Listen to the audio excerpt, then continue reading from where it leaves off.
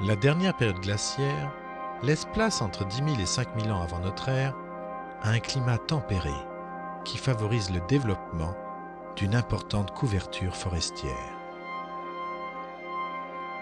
À cette période préhistorique, appelée mésolithique, le territoire luxembourgeois est fréquenté par les derniers groupes de chasseurs-cueilleurs. Ces sociétés semi-nomades installent leurs campements, notamment sur les plateaux, mais aussi dans les cavités et au pied d'abris sous roches.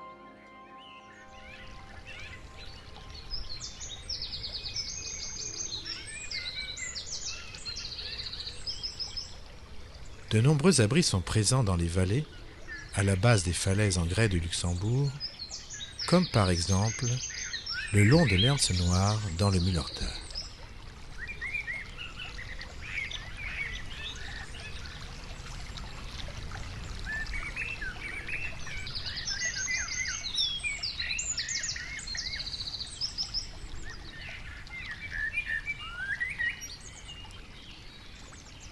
Au lieu-dit Lochebourg, du nom du petit ruisseau qui se jette dans l'Ernse, des fouilles archéologiques ont été pratiquées en 1935 par Charles Weber. De Karel travaillait pour le compte de Nicolas Thiel, instituteur à Effingen, en collaboration avec Marcel Oyerts, anthropologue, futur directeur du musée d'histoire naturelle à Luxembourg. Lors de ces fouilles, furent dégagées, au pied d'un angle de la paroi rocheuse, une sépulture mésolithique, à savoir un squelette humain en connexion anatomique, accompagné de quelques silex taillés et côtes de roc. La dépouille avait été intentionnellement placée sur le dos, les jambes en position fléchie, les bras légèrement ramenés sur le corps.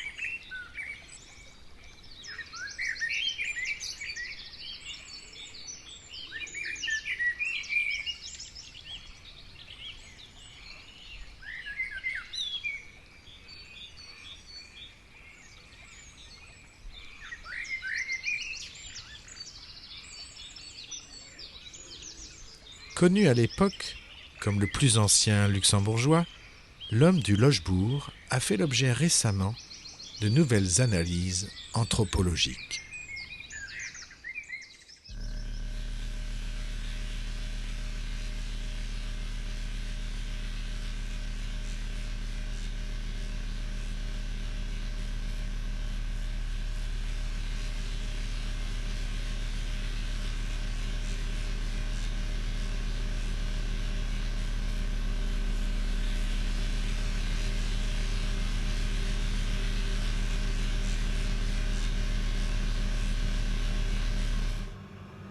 Ces examens ont permis de préciser la fiche d'identité de l'un des plus anciens habitants préhistoriques du Luxembourg, à savoir son âge, sa taille, son genre, son ADN, son alimentation, voire ses éventuelles maladies.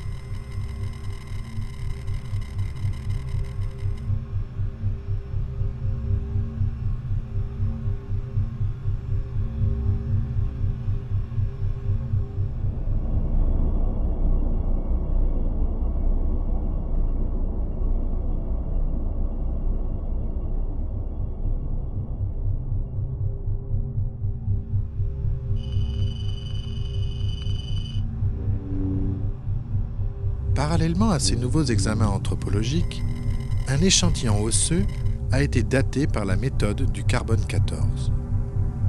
L'homme de Lochbourg aurait vécu il y a près de 6000 ans avant notre ère et serait l'un des derniers chasseurs-cueilleurs mésolithiques avant l'arrivée en Europe nord-occidentale des premiers agriculteurs-éleveurs annonçant le début du néolithique.